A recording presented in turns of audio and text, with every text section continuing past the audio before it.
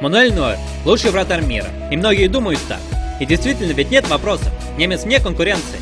Но если она эта самая конкуренция, ведь уже давно устарели такие имена, как Икар Касилис, Джанлуиджи Буффон. Но пришествие со стороны молодежи уже давно не за горами. Давид де Геа уже давно всех на слуху, страж ворот Манчестер Юнайтед, который в скором времени станет основным в сборной Испании.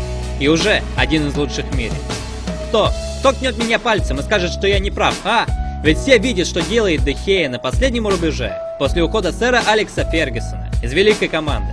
Ведь все, абсолютно все проблемы Манчестера вылезли наружу, в том числе и проблема в защите. И Давид единственный оказался как раз, кто перестал быть проблемой. Ведь вспомните, когда юный испанец только пришел в Юнайтед, какие ляпы он закидывал.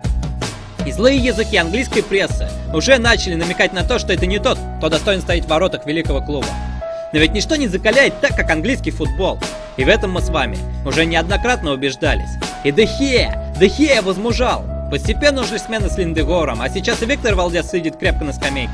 И действительно, ведь нет сейчас резона менять Давида, на плечи которого целиком и полностью ложилась ноша бесконечных ударов, отраженных зачастую даже мертвых, которые должны как-никак были оказаться в воротах.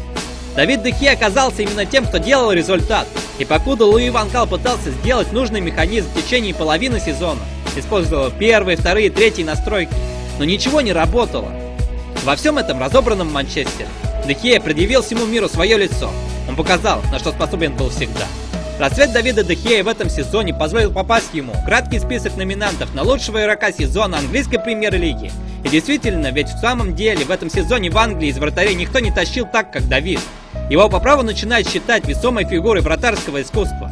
И в скором времени по праву будут считать одним из основных претендентов на пост лучшего голкипера мира. Наверное, наряду с Тибо Куртуа возглавляет эшелон молодых вратарей, которым уже не пророчит великое будущее. Оно уже настает настоящим. И осталось только играть и доказывать то, что Давида де Геа по праву считает одним из лучших в мире.